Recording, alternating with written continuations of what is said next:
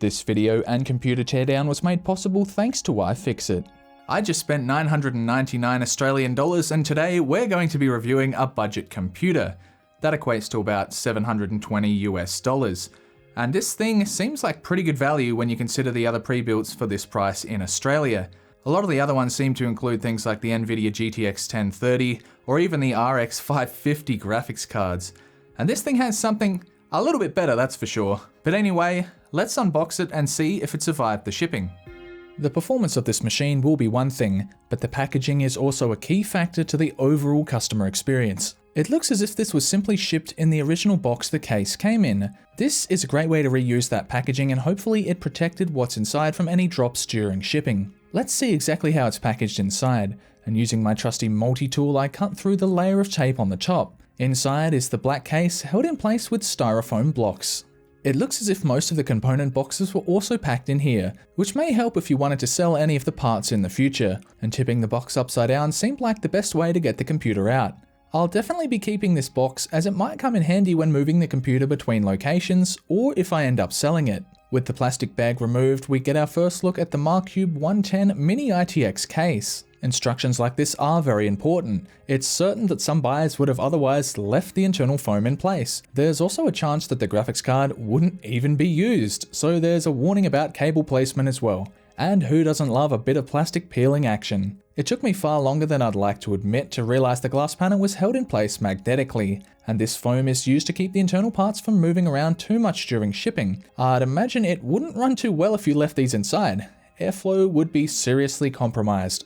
The single 120mm case fan is mounted at the rear, exhausting hot air from the CPU. The i5-11400 6-core 12-thread CPU is air-cooled with the stock cooler, and the graphics card has not been snapped from its slot during transit. The RX 6500 XT looks to have the least amount of video outputs I've ever seen on a card. And the only minor build error I see is the I/O shroud on the rear wasn't popped in all the way. It's also possible that this was knocked out of place on its way to me as well. It's a tiny build. Cables neatly tucked away, so no complaints there. There looks to be plenty of room for future upgrades and expansion in the future, which is what you want to see from a lower end pre-built. And if you wanted to install optical media drives, well, you're out of luck as there are no spaces for them. Cases with them included are definitely going out of fashion. When it comes to cooling, the stock Intel heatsink is fine if you don't plan on overclocking the CPU. The single chassis fan is expelling air, creating negative pressure in the case, and this forces colder air in through the front and the top vents.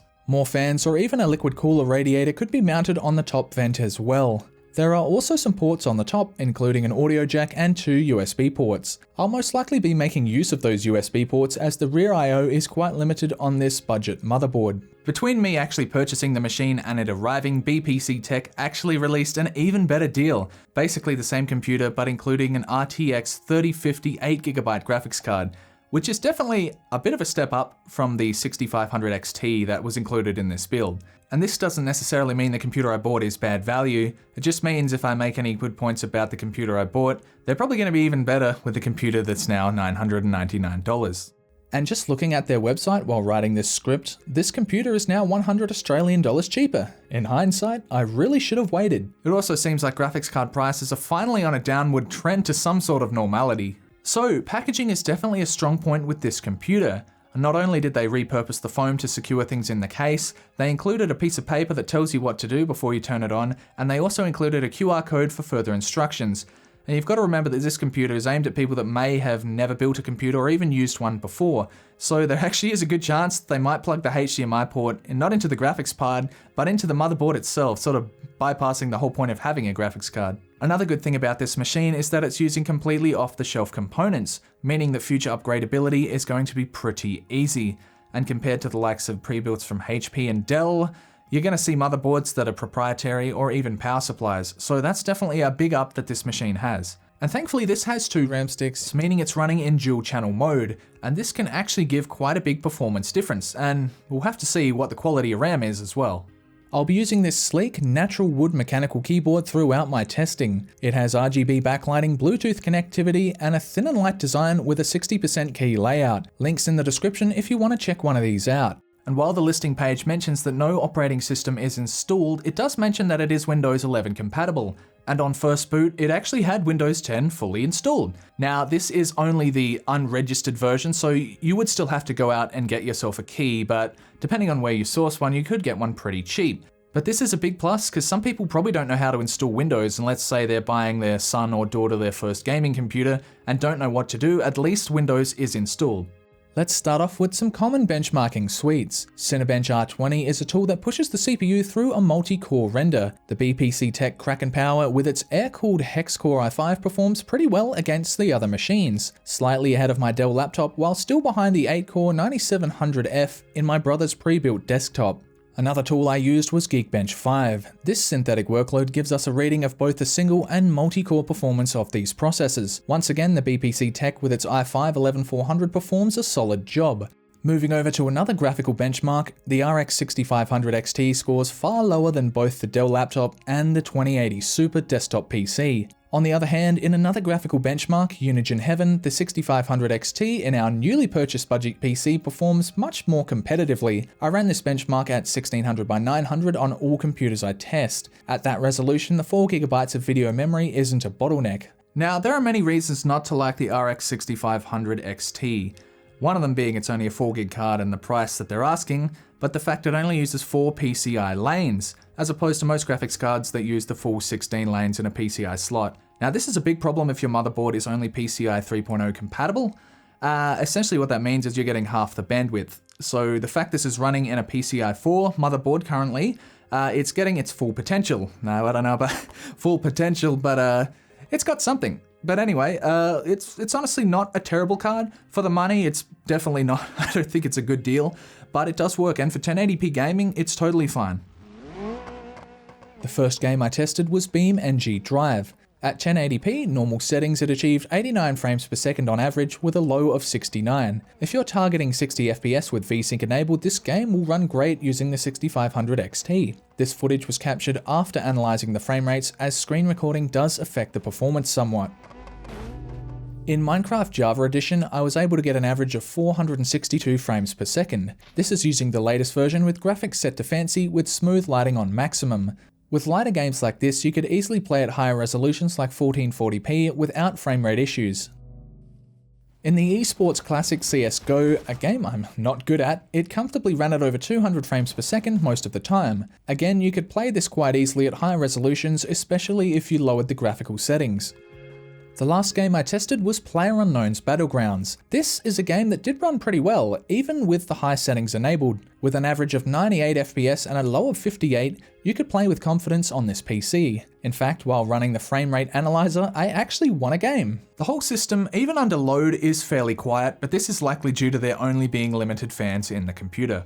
And temperatures during a CPU stress test only reached 75 degrees Celsius. The processor maintained a boost clock of around 3.1 GHz throughout. While I wish the solid-state drive was a larger capacity, 512 GB is definitely a sweet spot, it is very fast. Sustained writing and random 4K tests were decent. This would be an ideal scratch disk for video editing if it was of a higher capacity. Overall, the cable management and presentation have been pretty good, and the fact it's in a very solid case is also a bonus. And as far as compromises go, there really aren't any jarring ones I can see. The stock Intel cooler is fine, and the lack of RGB is really not important to the gaming experience in my opinion. And this teardown was made possible thanks to iFixit, who sent over their ProTech toolkit and magnetic project mat. It's currently Fixit February, so let's take a closer look at the components in this system.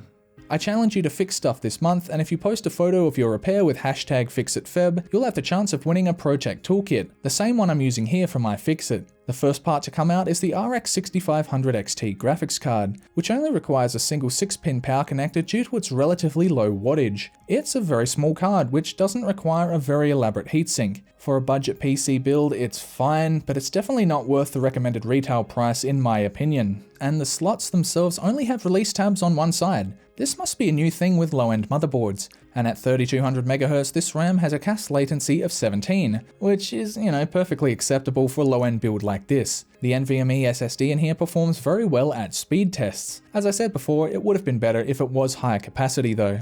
Now, I'm yet to see how all the cables have been managed on the other side of this panel. Honestly, it looks like they've done a pretty neat job. Zip ties were used effectively, and the way the cables were run makes sense. To get to the 1TB hard disk, you've got to remove the 2 screws on the base of the tower. Then, with the SATA and power cables unplugged, the whole caddy slides out. This 1TB mechanical drive spins at 7200 RPM and produces decent read and write speeds for what it is. Removing the motherboard is also pretty easy. There are 6 Phillips head screws to remove and a number of connectors attached to the board. Once again, this is all very standard hardware, meaning you could theoretically put nearly any Micro-ATX board in here. The H510M Pro board is small and doesn't support overclocking, but has a decent feature set ideal for future upgrades and expandability. I'm honestly very happy with the experience I had buying this BPC Tech computer. From ordering it on late Friday afternoon on the 11th, to it being built and shipped off by Tuesday morning on the 15th, and arriving that Thursday on the 17th, less than a week from purchase to my door, it was well packaged and overall a build that made sense given the target audience. And for 999 Australian dollars, or roughly 720 US, I think this is a good buy. And the fact that they're also selling a nearly identical machine with an RTX 3050 8GB now is honestly icing on the cake. And if you want to do 1080p or even maybe 1440p gaming if you lower the settings a bit, this is an ideal system with lots of room for expandability. Although if you want to put in a much higher end graphics card in the future, you may need to get a much beefier power supply. Anyway, thank you very much for watching. I hope you've enjoyed a slightly different video, and also big thanks to iFixit for sponsoring this video. I'll see you in the next video. Have a good one.